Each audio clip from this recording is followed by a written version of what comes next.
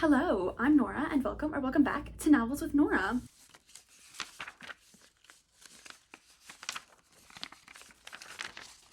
As this is my first official year on booktube, this is also my first year doing the mid-year book freakout tag. This is like a booktube staple that I have been watching for years, and so now to finally get to participate, I'm so excited.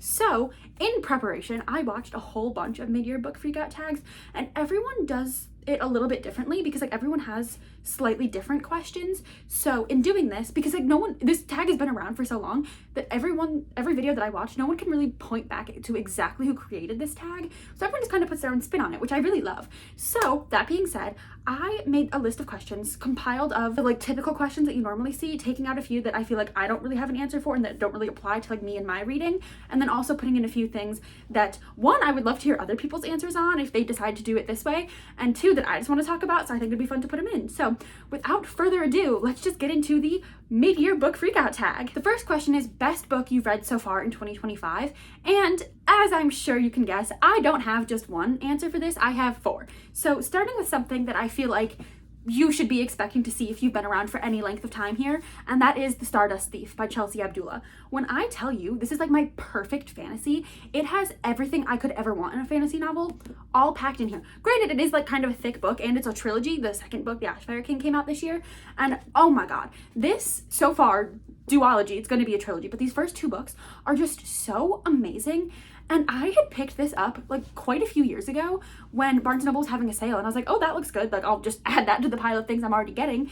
And it sat on my shelves for a while until I finally picked it up and was like, my flabbers were gasted, let's just say, because this is just so wonderful. We have Luli, who is a thief, and she steals like magical relics and then she sells them back to like the highest bidder. That's how she makes her living. So it's her and her bodyguard, who is a djinn, Kadir, and then the other perspectives that we get are Mazin, who is a prince of the Sultan, so the Sultan's son, and he just like longs to go out and like adventure, and like he's a storyteller, he just wants to like be among his people. So he dresses up in a disguise and sneaks out and ends up meeting Luli, who then gets called into the Sultan's palace to go on this quest to find this like magical djinn relic of a lamp that supposedly will bring like amazing power to the Sultan because it's like been passed down through the Sultan's family. So that's kind of the plot here. But then there's the third POV character, Aisha, who she's like a like grumpy like bodyguard thief also character who's very complex. And in the first book I was like, I don't really see why we're getting her perspective as well. You'll understand. Yeah, you will. And this just like, it's magical, but also like so rooted in reality at the same time, and just like the themes that are in here and like the friendship, the way we deal with love in like so many forms, like companionship and friendship and romance, like everything is in here. And I love this book so much, and I could talk about it for hours, but I do have to move on because I do have a lot of books to talk about in this video. Another favorite is Plain Bad Heroines by Emily M. Danforth, and this is another one that sat on my shelves for a really long time, mostly because of its size, and then I finally picked it up on a whim and again was flabbergasted. I don't even really know how to describe this to you other than we follow so many timelines of so many different women all kind of dealing with the same thing and all just like coming together, like all of their storylines kind of like intersect and then like weave together to make this like really expansive exploratory story. And like we have like a really snarky narrator, and like she leaves like footnotes in here, and it's like we're hearing from like the narrator as her own like whole character that we never really know exactly who she is, but then we also have like all of our perspectives.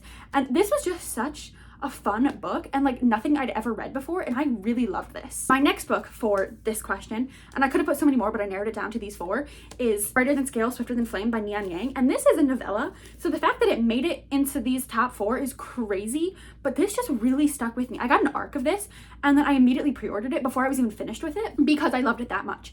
We follow a character who is a knight and like is just very secure in her knighthood, and like that's all she knows, that's all she thinks she's ever gonna know. So she's like very secure in her knighthood, but then she gets sent on this mission to kind of do some like recon of this other nation because these knights are dragon hunters and there's supposedly a dragon that's being harbored by this other nation, and she ends up falling for the leader of this nation who has some secrets of her own. And it was just so wonderful. And again, it's very short because it is a novella, but it feels like we spent so much time with these characters and really got to know them. And I recognize that this one and the next one won't work for everyone, but it worked so perfectly for me. It was like everything I wanted it to be and more. And despite having such little page stage time with these characters, it felt like I really got to know them and like got to like to the hearts of them, and like seeing their relationship progress was just so wonderful. And my final top book of 2025 is The Unworthy by Augustina Bazterrica, and this was such a surprise for me because I read Tender's the Flesh and thought it was fine, but then picked this one up because I was like, I went to Catholic school, I feel like this might work for me, and it was perfect for me. Like, oh my god, this follows our main character who is in this like religious order in this apocalyptic world where everything outside of this religious order, like the world has crumbled, right? They know that there's nothing left outside of there and that this religious order is all that is left for them. And so like they pour everything into being these like religious women, but it's like a very violent religious order where like the women are encouraged to like spy on each other and then like turn on each other because they're all like vying for a higher position. And we follow her as an outsider comes into this like compound, and secrets get revealed. We realize that the outside world is maybe not as bad as it seems, and like the religion is just like oppressing these women.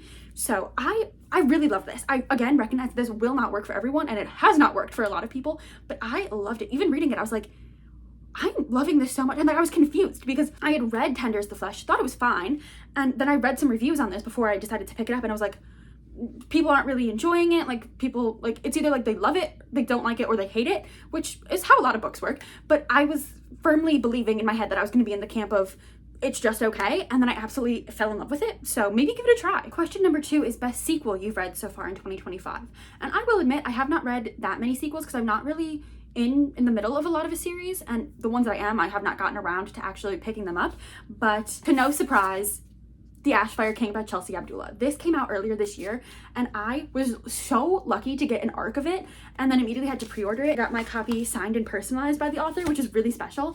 This is just such a perfect continuation of The Stardust Thief, and the author has described these two books, Stardust Thief and The Ashfire King, as like two sides of the same coin, and then the next book will be like a new story. And not that this isn't like a repeat of the first one, but in the first one we take place in like the human realm, and then in this book we go into the Jinn realm.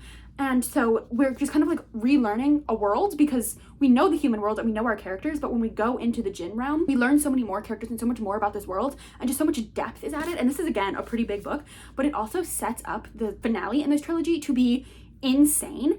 And so this was just so amazing. And Chelsea Abdullah's writing had just like, her writing in The Stardust Thief was so strong, but then in here she has like found her voice, and it is just such strong writing, and her narrative is just so wonderful, and I cannot wait for what she does after this, like the next one in this trilogy, but then also what she does after this trilogy, because I'm just eating up every word that she writes. I think the only other sequel that I've read so far this year, and also one of my favorites, was Sound the Gong by Joan He. I read Strike the Zither at the end of last year, and it was funny enough, I picked this one up first because I thought it sounded really good, and somehow completely managed to miss that it was the sequel. And so I had this one sitting on my shelves like for a while until I went to read it and was like, that is in fact a sequel. So I finally got around to picking this one up this year, and it was so good. It felt very different than Strike the Zither, but it still had like the same heart and grit as the first book, and I just absolutely loved it. The like war strategy that's in here, and just the way our characters, especially because of the way Zephyr is as a character, not going to give anything away, but it just makes it so that you really get to know all of the characters, and you just feel so attached to them. And it's like you're in the middle of this war, so you know not everyone's going to get out on the other side, but also like you want them to so badly. Even the people that you're supposed to be rooting against, you kind of like see why they're doing what they're doing. It was just so wonderful and such a perfect conclusion to the duology. Question number 3 is new release you haven't read yet but want to. And I again have 4 for this because so many great books have come out so far this year, and I've just been slow on the uptake with picking them up. So the first one is a book that I do own, and that is Hungerstone by Kat Dunn. And the only reason I haven't gotten to this yet is because I'm putting it off for a designated vampire vlog in October. So I'm really excited to get to this, but it also kind of pains me that I won't be getting to it for quite some time. But I am really looking forward to this because it's a Carmilla retelling, so we will have like the sapphic vampire aspect, but it also seems like it has a really great atmospheric setting, so I'm really looking forward to getting to this one. And then I have Eat the Ones You Love out from my library, so I will be reading this next after my current read. And this I'm just so excited for because it's like we have a sentient plant who like wants to eat people, certain people in specific, but then also like a sapphic relationship. So this just sounds so wonderful. So I'm really actually looking forward to getting to this one. It says, this is a story about desire, dreams decay, and working retail at the end of the world. And this just sounds like it's going to be fun, but also kind of like pulling on your heartstrings. and also maybe a little bit creepy. So I'm really looking forward to this. And then there's 2 more books, one that I'm currently reading, and then one that I have a hold on through my library, and it should be coming in soon. So my current read is If We Survive This by Raquel Marie, and I am loving this one so far. It's just taken me a little bit longer to get around to it. I had an arc of it that I didn't get to before release day because it came out at the time of me filming this, I think like last week, and I just was filming a lot of other things. It's the end of the semester for my grad school program, so just a lot of things were happening that I haven't been able to get to this one yet, but I am reading it right now, and it's everything I thought it would be. This follows our main character who has OCD in like the middle of a zombie apocalypse, where it was like a transmuted form of rabies that turns people into like these like flesh hungering monsters pretty much, but also it's like horrible for her because not only is she dealing with like the fallout of the apocalypse, but she also has like contamination OCD specifically, so you can imagine how hard that would be. I'm really loving this one, but it has taken me a while to get around to it. And then finally for this question, I have A Treachery of Swans by A.B. Poranek, and I am so excited to read this. I do have a hold on it through my library, and it is in transit, so I will be getting my hands on it soon. And I know next to nothing about this other than it is a sapphic Swan Lake retelling, and I'm not familiar with Swan Lake, but the cover, stunning. Sapphic, stunning. I'm excited to pick it up. Question number 4 is most anticipated release for the second half of 2025, and I only have 2 for this question. First is Among the Burning Flowers by Samantha Shannon. I'm so excited for this. I have read Priory of the Orange Tree and I absolutely loved it. I do have A Day of Fallen Night on my shelves. I'm really hoping that when Among the Burning Flowers comes out, I can dedicate like a whole bunch of time to reading all 3 of them like back to back and just like really immerse myself in that world. That's kind of a crazy idea because Priory of the Orange Tree and Day of Fallen Night are like huge like tomes, but I also know that Among the Burning Flowers is much shorter. So we'll see what comes of that, but I am really excited to read that. And then only other one that I'm like super like chomping at the bit to get later this year is Lady Dragon by A.M. Strickland. This is one of my favorite like young adult sci-fi fantasy writers because everything that they write is just so unique and so like heart-wrenching, honestly. And so this follows like sapphic dragons. I'm not entirely sure because quite honestly, I go into all of her books not really knowing what I'm getting myself into and just like along for the ride. But I know that we have a character who like maybe is a dragon and then like a human, and they have to like, kind of like, work things out to like create peace between their 2 nations. So I'm really looking forward to this. Question number 5 is biggest disappointment of the year, and I have 3 because I've been picking up some things that I've been really excited for and then just have let me down. And the first is The Honey Witch, and I was so excited for this because it was like sapphic and it seemed very like cottagecore-esque and just like very cutesy and fun, and then it was not that. I do have a whole vlog not dedicated to this book in particular, but where I read this vlog and I really like talked through all of my thoughts, but it just didn't live up to what I had imagined in my head, and it took some turns that I was like, why is that what we're doing here? Because it felt like it was trying to be like a cozy fantasy romance at first, and then was like, oh, I want to put more fantastical elements, so then it got like really dark at the end, and then we never really recovered from that. So it just felt like the way the author started writing the book and then the way the author finished writing the book were 2 very different things. So it just didn't feel very cohesive to me. So that was disappointing. And then after that, we had Kiss Me Maybe by Gabriela Gamez. And this pains me to say because I loved The Next Best Fling so much that I was so excited to get Crystal's story and like read more about her romance and just read more of Gabriela Gamez's writing. But the plot of this just really did not work for me. Now, the characters and the writing, fantastic. I would still give it a go for those elements alone. But the plot just really irked me because it follows like a TikTok scavenger hunt dating scheme that just, it fell short for me. And like if we had just focused on like the scavenger hunt aspect, I think I could have been fine. But like this woman was like trying to date the internet, and it didn't really work for me. So that unfortunately was kind of a flop. Again, I really love the writing, really love the characters, and like the romance was amazing. The plot it just fell short for me. And then finally, Cold Eternity by S.A. Barnes. I kind of went into this one very hesitantly because S.A. Barnes' first book, Dead Silence, absolutely loved, 5 stars, one of my favorite books. And then after that we had Ghost Station, and I did not like that one. I do still have it on my shelves. I do want to unhaul it at some point because I didn't like it. And so going into this one, I was like, okay, keeping my expectations low, but the plot sounded more similar to Dead Silence, and I was like, I don't know, like S.A. Barnes is consistently putting out like space horror books, which are some of my favorite, so like I wanted to love it. So as much as I was like trying to tamp down my hope, I did not do a very good job, and I went into this with such high expectations still, and it really let me down. And I've seen that a lot of other people have been really liking it. I know what S.A. Barnes can do with Dead Silence, so then reading this I was like, what happened? How did we go from that to this? Like, I feel like we should be getting better, not worse. Right? And like the writing isn't the problem. It's just like the plots just feel very like meh. And I'm reading it and I'm like, oh my god. I also did not like the main character in this one, and that really sucked because this is like an isolationist story. So like our main character is like all we have. Like we don't see her interacting with other people really. We're only in her head the whole time. And I did not like that. So that was a flop for me, unfortunately. Question number 6 is biggest surprise of the year so far, and I have 3. First is The Next Best Fling by Gabriela Gemmes, because I picked this up for a Buzzwordathon prompt just because I couldn't find anything else that sounded interesting, and this sounded like it would be a fun romance. And then it was so much more than that, and I had a really wonderful time with it because it had me like giggling, kicking my feet on the edge of my seat, like heart palpitating.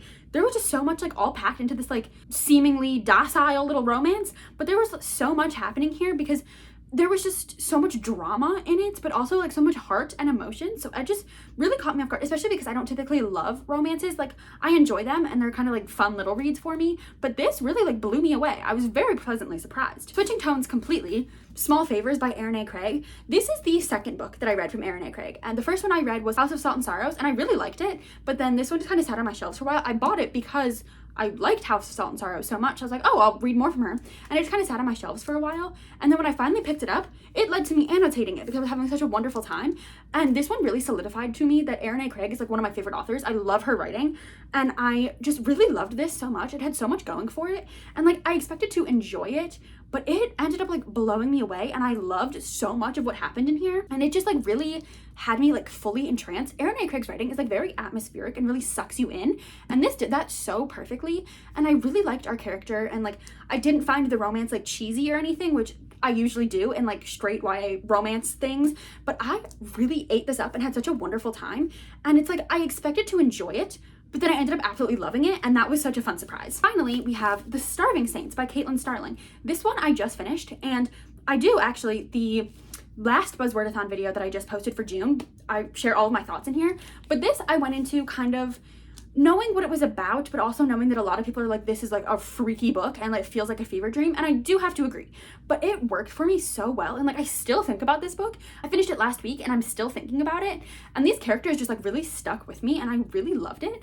And again, I expected to enjoy it maybe, but I did not expect to absolutely fall in love with it the way I did, and especially because I had tried to read The Luminous Dead by Caitlin Starling and it just didn't work for me. So picking this up, I was like, I don't know if her writing style is for me, but this worked for me so much, and so I was really happy to find that out. Question number 7 is favorite new author, and again I have 3. First, again, no surprise, Chelsea Abdullah, who's the author of The Stardust Thief.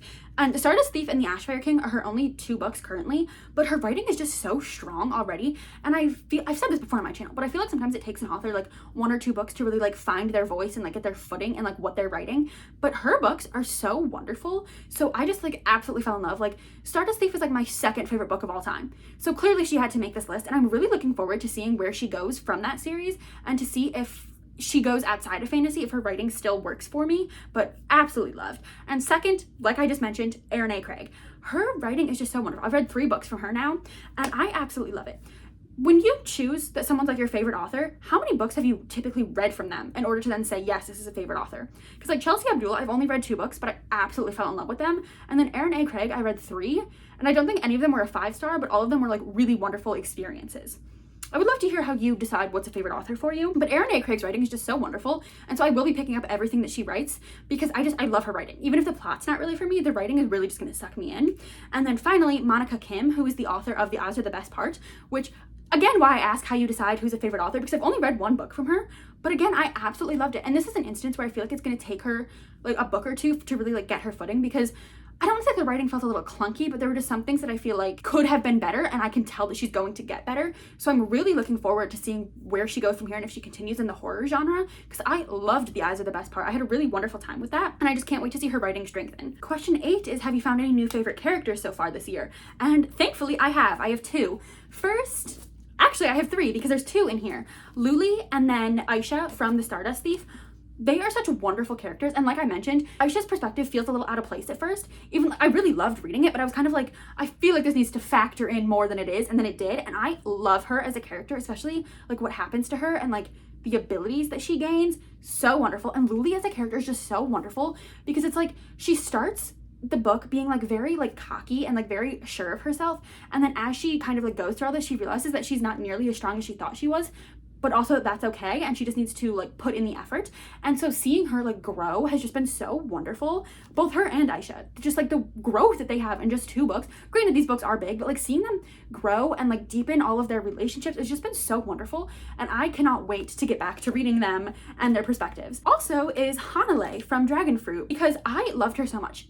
She was just such a wonderful character, and even when I was giving my review of this book, I think in a wrap-up, I mentioned how she's such like a fun character to read because she's so strong but also emotional. And I find that a lot of times authors write strong female characters completely like devoid of emotion, which is like totally fine, but I loved seeing such a strong independent character also be emotional and like accept help and like be soft at the same time as being strong. And so I really loved that from her, and I still think about her quite frequently because I loved her so much. She was such a fun character to read from because she just cared so deeply about things, but was like so strong in her caring, if that makes any sense. I really think that Hanale is just an amazing character. And also, as this is a YA novel, I think she's just such a great role model for young girls, especially if they relate to the representation in this book. She's just an amazing role model. I really love her so much. Like, I'm older than her and I look up to her because I think she's super cool. So Hanale definitely is an amazing character. The next question is one I added, and that is, have you found a new favorite magic system in any books that you've read so far this year? And I'm really putting this in here because there's 2 things that I want to talk about, and also because I took out a question about favorite like fictional crush. I don't really do fictional crushes like that, so I took that one out so I could talk about this instead. And going back to the Stardust Thief, I have to talk about the relics that are in here, which are the things that Luli collects and then sells, because relics like have a bit of Jinn magic in them. So like she has a compass, like, which is a relic, and she can ask it like point me to whatever, and it'll take her wherever she needs to go. And so that's really cool. And then she also has like a dagger that's a relic and has cool magic, and like all of the characters have some type of relic that does something cool. But then we get a reveal in the Ash Fair King about the relics, and it just really like deepens their meanings. And also it's just super cool to have all of these different objects that have different magic on their own, and then the reveal that like deepens the meaning of those magics. Super wonderful. Really love the relics. And then also a magic system in Dancers of the Dawn. So unique and fun. As the title suggests, all of the girls in here dance to channel their magic, which is super cool because then they have choreographed dances so that they can all like use their magic in sync, so that like they play off of each other's skills, and it's just so cool. And like the opening scene of this book is seeing like a group of these dancers go out and like go on this like reconnaissance mission, and how they use all of their abilities together channeled through dance is just so wonderful. But then also like dancing is like fun for them, so it's not like they're doing it because they have to, but like we learn so much as the reader about like different forms of dance and like the different movements and how they can like really use them to like center themselves to then channel their magic. And it was just so unique, and I really loved it. Question number 10 is there a book that made you cry? And yes, there is. I have a whole vlog dedicated to this book where you can see me crying and like sobbing over this book, and that is none other than Wings of Starlight by Alison Saft. Yeah, if you're a Tinkerbell girly, you know. Yeah, this made me ugly cry. Like I was sobbing, blubbering, like sniffling. It's all cemented in that vlog, so you can go watch me cry over this one, because I grew up on the Tinkerbell movies and I still love them so much. Like I still watch them from time to time as like my comfort movies. And this, if you've seen Tinkerbell Secret of the Wings, you know Lord Mallory and Queen Clarion had a little something going on. And this book gives us their entire backstory, their entire love story. But obviously we know what happens in Secret of the Wings. And in Secret of the Wings at the start, they're like not together, very much on opposite sides of what's happening. And so in here, it's like you knew it was going to pull at your heart from starting it. As soon as this was announced, we knew it was going to destroy us. But reading it, oh, Alison Saft is an evil woman for writing this book, but it was so good. And that's what made me cry, is because it's like, it ended on a sad note, but also it's like, you're crying because you know that like they get back together in the end. That's not a spoiler, it's in the movie. But like they get back together in the end, but also like seeing them go through all that heartbreak, because at the time they don't know it. Devastating. Yeah, I was full on sobbing over this one. Question 11 is books that made you happy, and I have, again, 3 for this. First is Late Bloomer by Maisie Eddings. I just read this recently, and this was just such a fun romance book, sapphic romance, of course, and it was just so wonderful. And it was like, had its like darker moments, but it was still like overwhelmingly positive and happy. And in the end, the epilogue, I love an epilogue in a romance novel. It had me giggling and kicking my feet. I was reading outside and I was talking to the birds. I was like, birds, they're together. And it just made me so happy. When I finished, I was just like in such a good mood. And I feel like that's a sign of a good romance, is if you finish it. if it's not a dark romance. Right.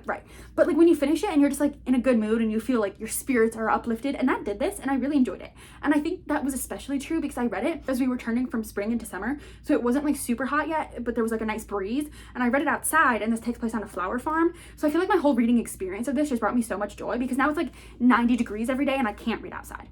So there's that. Next is Violet Made of Thorns. And this was a complete surprise for me because I read the reviews of this and a lot of them were like, it's fine, because the author had intended for this to be longer than just a single book. I don't know if it was a duology or a trilogy, but like the author is very open about like this is not the work that she had originally envisioned because she wanted it to be more than just a standalone. And so at the end it does feel a little rushed. And so I think my rating of this was like a 4-star, which isn't bad by any means, but it was just such a wonderful reading experience because it was just so fun seeing our two kids, because this is like a rivals to lovers type romance. And so seeing these two just be like so snarky and like snipe at each other was so fun, especially as you get to the end and like they really start to like ramp up, because it's like at some point in the story they recognize they have feelings for each other, so then they start like just like really getting at it, and it was just so fun to read, and it was just like a really great time, and I read it all in one sitting and I was like giggling. I was having a good time with it. And finally for this question I have The Next Best Fling by Gabriela Gemez, talking about this one again because I'm telling you this had me giggling like no other. This is in I think my March Buzzwordathon video where you can like watch me giggle over it because I had such a fun time. Again, I picked this one up on a whim, so then having as good of a time as I did, which is like amplified by the fact that I had no expectations going in. So I really ate this one up, and it was so silly and fun, but also again like heartwarming and heartfelt, but mostly had me giggling and kicking my feet. Question number 12 is what books do you need to read by the end of the year? And for me, mostly these are like sequels to things that I've already started that I like want to continue on with, but there's one that's not, and that is What the Woods Took by Courtney Gould. I love Courtney Gould's writing. I've read every book that she's written so far except this because I got it, my pre-order came in and I was like, I need to save this for like a rainy day. She has no other books announced right now, so I was like, I need to save it until she announces something so I know I have something to like cling to in the future. But I do really want to read this one this year. I think this would be a perfect like fall read, so I'm really looking forward to getting around to this, and I will read it this year. Just I hope that she announces something else before then so that it's not like I finish this and I'm like, what now? I finished and I'm like, she has a book coming out. Even if it's in like 2028, at least I have something to look forward to, you know? The next three are all sequels. And first I have He Who Drowned the World, which is the sequel to She Who Became the Sun, which I read, oh my God, at this point, like 3 years ago. So a lot of the problem with these is that I feel like I need to reread what came before to then get to this. So it's just like more of a commitment than just like picking up a standalone or starting a new series, which is how I ended up in this position in the first place. But I loved She Who Became the Sun, so I'm really looking forward to getting to this one. Then we have The Brightness Between Us by Elliot Schreffer, and this is the sequel to The Darkness Outside Us. I love that book. It's another like space horror novel that like we all thought was only going to be a standalone because it's like the novel ends, but then Elliot Schreffer came out and he was like, I had no intention of writing a sequel, but then like he was like, I was reading everyone's reviews and I was just getting all these ideas and I felt like I had to write this to like get the story out of me, and I was like, I'm in, I'm gonna read it, because I loved that book so much. It was so creepy and atmospheric, but at the same time like so lovely and heartfelt, and I loved it so much. I think you are getting a sense from my reading taste. I like things that are like weird and freaky but also have like a lot of heart to them, and that is exactly what The Darkness Outside Us was. So I'm really looking forward to getting to this one. It's just The Darkness Outside Us was like really emotional, especially at the end, so I feel like this is going to, because it picks up I think several years after that one, so it's like I need to be in the right mental state to pick this one up. Finally, I have The Last Hero by Lyndon A. Lewis. This is the conclusion to the First Sister trilogy. I love those books so much, and this is the finale to that, and I don't know that Lyndon A. Lewis has anything confirmed to come out after this, so I'm just very, again, hesitant to pick this up, not knowing what's on the horizon for this author, especially because I love these characters so much, and like there's so many loose ends right now, and like this is a pretty hefty book, so like a lot can happen, but I'm just a little afraid of what's gonna happen because I feel like we're not all making it out of this one, and that is going to destroy me because I love all of our characters so much, and there's a lot of characters, like there's so many moving pieces, and again I do feel like I need to reread the other two books to start this one so that I really like feel everything that I want to be feeling. So that's really why I don't pick up a lot of sequels, is because I feel like I need to go back and reread to have like the best experience possible with then what comes next. I love having all the trinkets on my shelves. I think they look so good, but when I'm filming videos like this where I have to keep pulling things off, it's a lot of work. So I gotta move them, take the book out, put them back, move them, put the book back in. It's a whole ordeal. But finally, the last question, which is one that I got from a Gabby Reads video, and I really like that she added that, and it is, what is your favorite video that you've made so far this year? And I just think this is so fun because I have put out 2 videos recently that I absolutely loved and like poured my heart into that aren't doing as well as I was hoping they would, because I just they're just like they're like passion projects for me, truly. So I would love for them to gain a little bit more traction if possible. And the first is a video I made a month ago, I think, and that is my video about why you should support your public libraries, because especially in the state I live in, Ohio, libraries are facing so much destruction, honestly, from our government, just trying to like completely slash their funding and what they're able to do, and it's just devastating. And libraries mean so much to me, especially as a future librarian, that I feel like that video is a great resource to just like come together as a community and like share love for our libraries, but then also learn more about why you should care and what's happening. So I really am very proud of that video, and even if it had like no views, I want to be using my platform to speak about things that really matter to me, and that is one of them, because our libraries are so much more than just places that hold books. They are like truly community centers, and losing them would be devastating for so many people. So please go check that one out. And then on a much lighter note, I have my reading based on my trinkets video, Calico Critters edition. I read books based on my sheep family of calico critters and had such a wonderful time and read such amazing books in that video, and so I would really love more people to check that out. I know that's kind of niche because it's like I'm already a smaller channel, and then talking about like calico critters, I understand there's not like broad appeal there, but I love that video. I had so much fun filming it. I made cutie little graphics to go in the video. Truly just a passion project for me, and I had so much fun with it. So go check those videos out if you're interested. I think I'm actually going to add on an extra question here at the end. So question number 14 then would be, are there any videos that you plan on making for the rest of the year that you're really excited about? And obviously I have some. So like I mentioned when I was talking about Hungerstone, in October, I plan on doing like a full vampire reading vlog. I have so many vampire books on my shelves that I will be reading. I really want to read Dracula to like really get into like the origins of vampires. I have Carmilla, I have Hungerstone, I have just so many vampire books that I'm all going to read all in one vlog and do lots of like fun Halloween-esque things. So I'm really looking forward to that. And I just have a lot of other fun things planned. I have more video concepts for like reading based on my trinkets, based on different trinkets other than my calico critters. I just am having so much fun with everything that I'm doing right now, and I've absolutely been having a blast with my booktube channel. So if you're watching, thank you so much for being here. This is truly something that I wanted to do for so long. So now finally to like be pouring my heart into it is really wonderful. So that actually brings us to the end of this video. Again, thank you so much for being here. I hope that you like the video, comment, subscribe, stick around for what we have in the future. I'm really excited for what's coming. I hope you're excited about something that's coming. So I hope to see you in a future video. Bye.